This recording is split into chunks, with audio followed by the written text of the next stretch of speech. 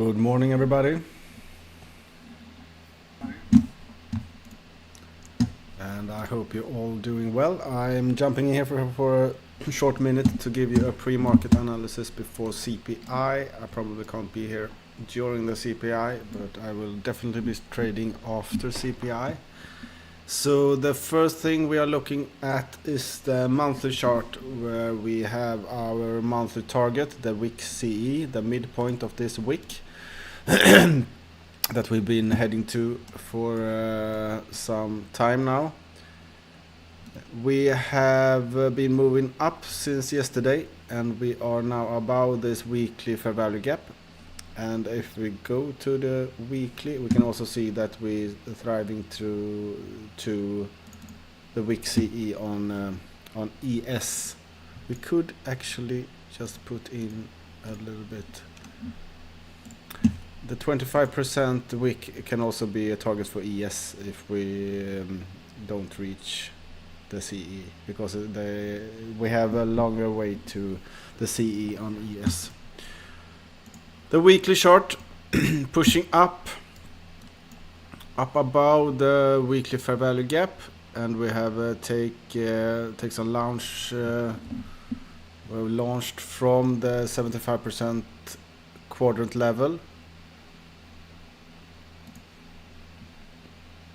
These equal highs, all-time high is the draw on liquidity, but for now, for CPI, the midpoint of the wick is our target.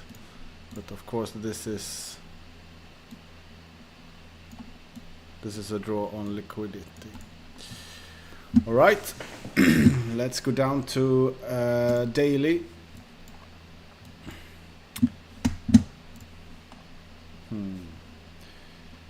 We're reaching for this fair value gap, obviously, and in conclusion with the CE. So I think we will go to the CE and push a little bit higher until this daily fair value gap. So that's why 22.050 is my target. It's just the low of the fair value gap, and probably we will reach at least there today on CPI.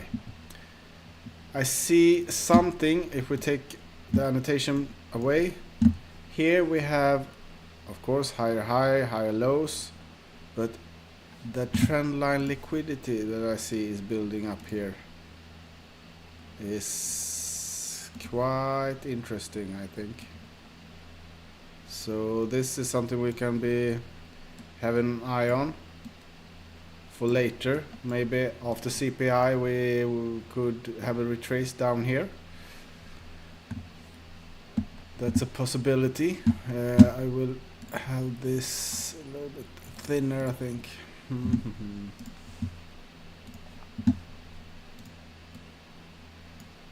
There are money here under this lows.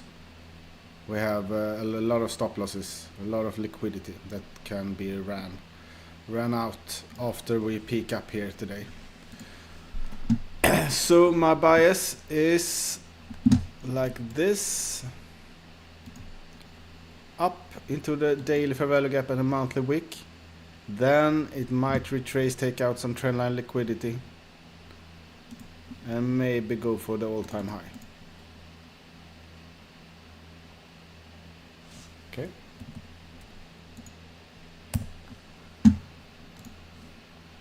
The 4 hour, nothing new there. Take away this old high. Some coffee.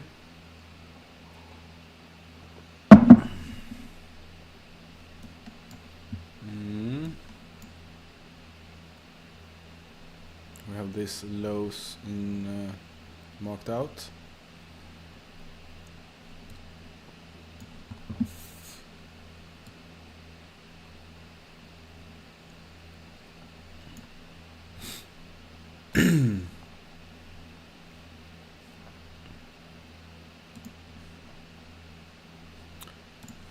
Last day we had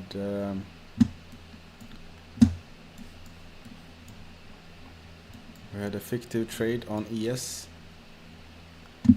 Actually, we can have a look at it.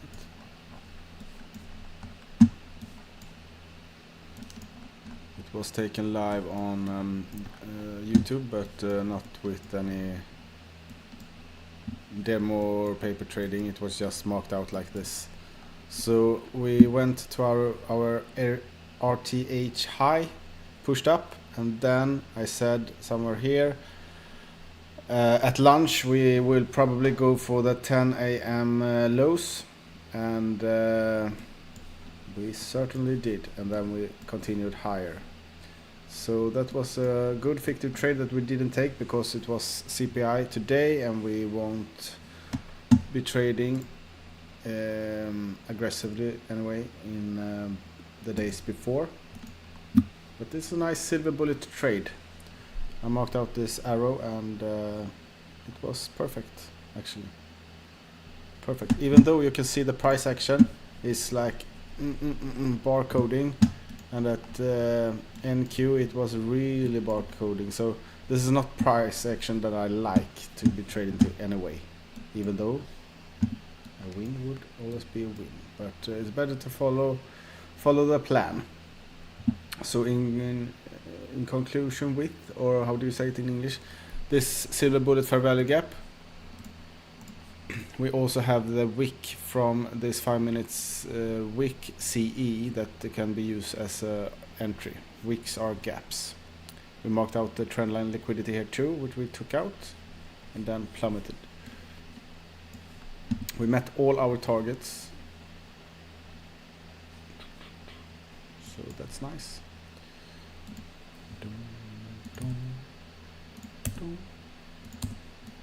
Okay. And we can see levels that I point out, 10 a.m. lows, that was a target for the lunch macro. It uses these levels like the algo really uses these levels. They are significant.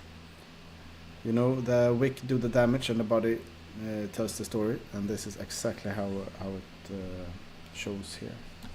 Shown here. Now take that away. And in the PM session later, we got a silver bullet, and a silver bullet and during the PM session is 2 to 3 PM. And after this liquidity run during lunch, we went over these equal highs, went over the weekly fair value gap, and we dipped down during 2 PM open. And it was a Judas down to Tuesday's first percent fair value gap, obviously a sensitive area with the 9:30 open. And after that we made a 2022 mentorship model where we do a liquidity run, goes up, breaks a short-term high like this, and leaves a fair value gap. And the first fair value gap between 2 and 3 is the silver bullet. So the entry would have been here. The stops could be, I like quite aggressive stops actually. I don't like the full range, because I think if it's not very consolidating market, we can use some other safe areas, like the first percent of fair value gap here is the low of that is fine, I think. Normally it's advantageous to take 3 PD arrays as a stop loss. So if the price goes down and take out 3 PD arrays, there somewhere the trade is not valid anymore. So that makes the stop loss, a good placement for stop loss would be under the third PD array. But yeah, here we have a fair value gap, that's 1 PD array. We have a wick CE, that's 1, and we have the Tuesday first percent fair value gap. I think that could count as 3. So the RR is always for me 2.25. And why that?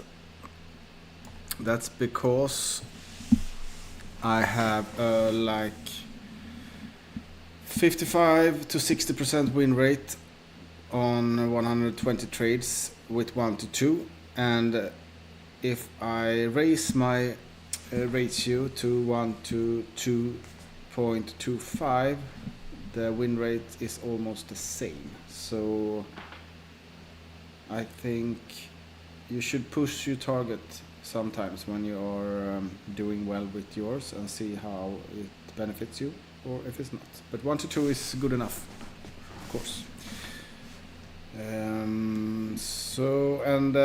The trade has to, this 1 to 2.25 has to be in a reasonably not too far away, or that there has to be something that make room for that kind of R. Otherwise I won't take the trade. And after that, during the close, we just barcoded. Asia went down, ticked down at the weekly fair value gap low. Again, took out the Asia low already. During London, we pushed higher.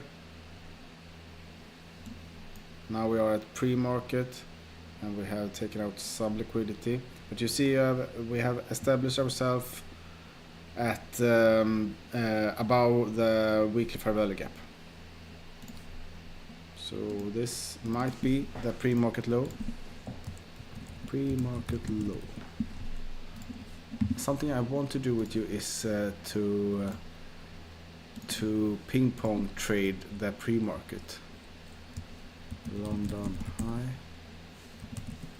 And that is, you go down to a 15-second chart, you point out liquidity like this, go down at a 15 seconds chart, and you do like silver bullet trades up and down, like maybe here. You would have gone long. Stop. This is a volume imbalance, so under that one, and we have something like 2R at this. And you could do some ping pong trading. Maybe you can try for fun. We'll take another account, a Pixie account, and we can buy 2. Okay, like that. Boom. I have the stop loss here. Here. So this is something we can be doing together. I think this is equal highs, so we're looking for equal highs. It's always draw on liquidity. Equal highs. And we have taken some liquidity here with this wick, right?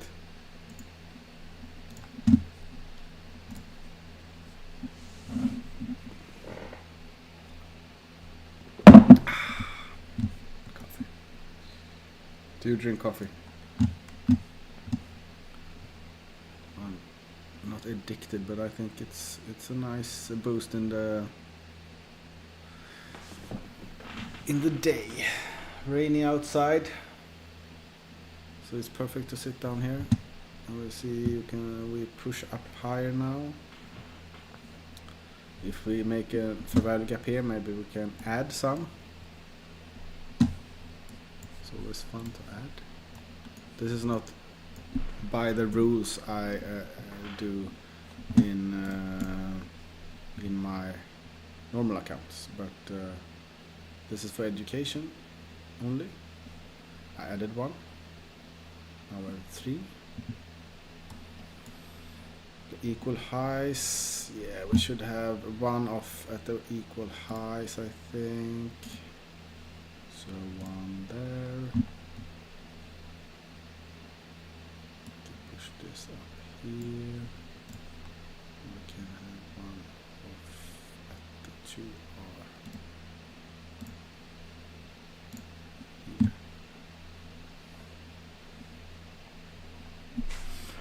Why not?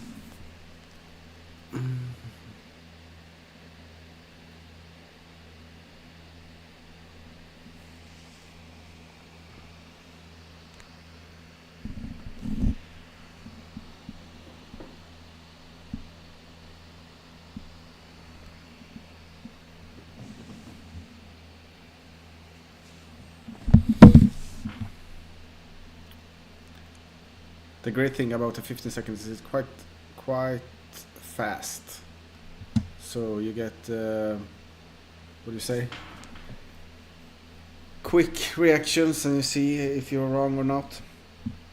But if this would be during 10 to 11 p.m. silver bullet time, and we made this during like opening price 9:30, and we pushed up and we made this fair value gap, I would definitely go long in an environment like this.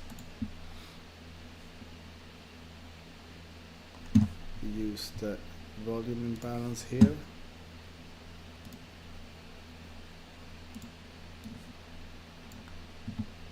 Volume imbalance.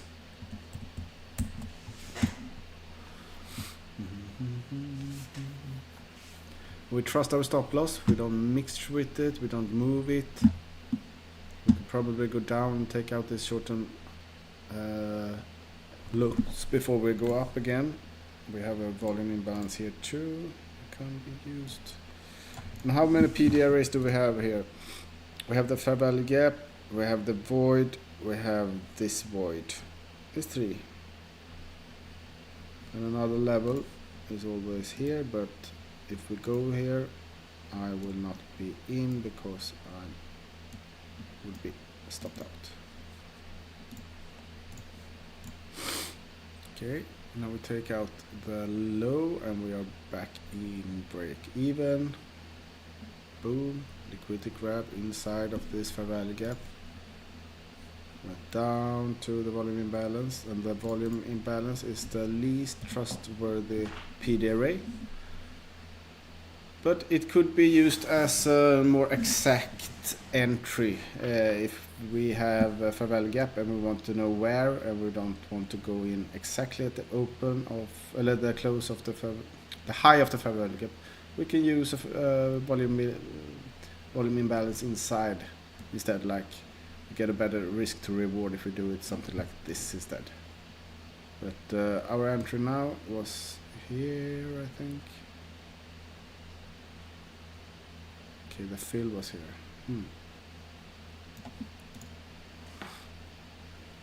We get another fill than what we wanted, because on these lower time frames the spread is more obvious. Okay, we used the volume imbalance for more downside because we closed under. So this might be, let's see.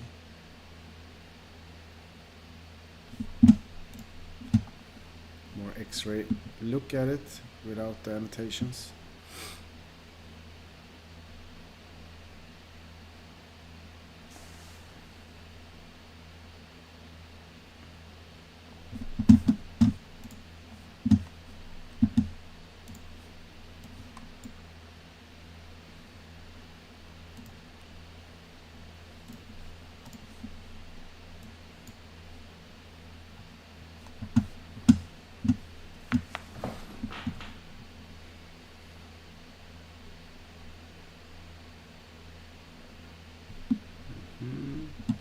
Pushed up again, took out a short-term high. Maybe we make a fair value gap here that can be used. Fair value gap, boom, into the fair value gap. Did you see it? This was a new fair value gap. Inside it again. Too strong. Too strong. Push it some more. The 50 seconds on ES is very spotty. Not that obvious. So this is pre-market action, which could be fun to do. No risk involved. You can do this with paper trading account, no problem. See if we can get some push up from this fair value gap. You can see there's a sensitivity around the volume imbalance.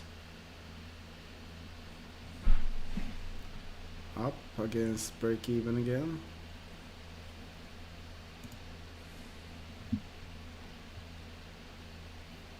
Yeah, this is another account that where I have traded soy futures, long soy, and yeah, this is actually pushed up real good. You can see account history is mixed.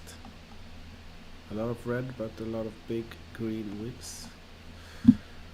But with you, I trade the live trading Apexia account, right? No. Where is the live trading account? No. Apexia. Okay, here. This is where we trade together. And this is trades so far. I take most of them live with you. So and you can follow this journey we do this year, where we pushed this account as high as we can, not in any stupid way, because we try to use good risk management, and we follow their rules, which is silver bullet during 9:50 to 11 a.m. and we try to go for 1 to 2.25 R with around 1% risk every trade. On my real account I do 0.5, which is copied to another account which have 1%, so together it's like 0.75% risk every trade. Those I won't take live because I'm not a financial advisor, so. And you have the disclaimer here, you should never try to follow my trades. I'm not a financial advisor, I just make guesses in the market.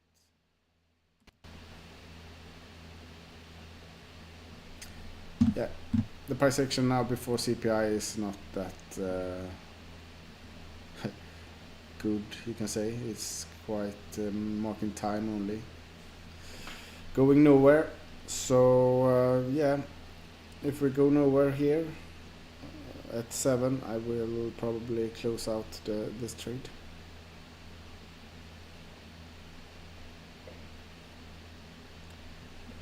If you have any questions, it's just send me a DM, or you can write me in the comments and spread the word. I would like to make more people profitable. I think I have what it takes to do that. I think you can learn something. I'm not ICT in any way, but I do trade ICT concept, and I've been doing it for a long time, so maybe I say something in a different way that someone will make more sense of. You never know. And you get to see me trade live almost every day. You can also follow me on Instagram, Viking underline trading, or on X it's at tradkursen, and YouTube you already found. You can subscribe if you want. That would make me happy. Subscribe to Viking Trading.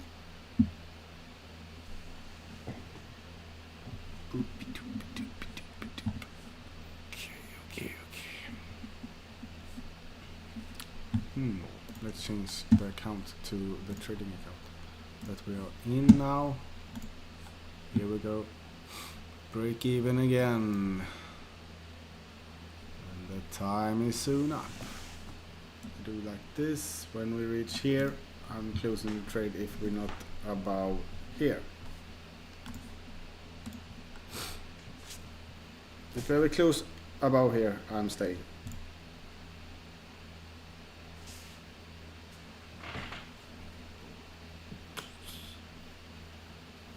Push it some more.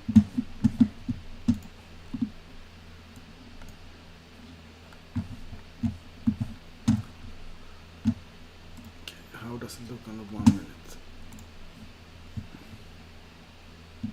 Looking bullish.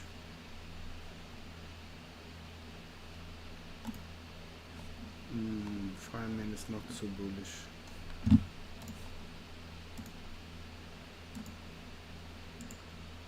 The 5-minute wick CE that shouldn't be passed during the next 30 seconds.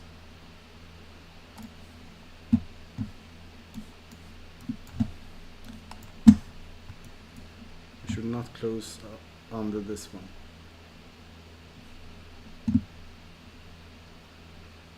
Ten seconds.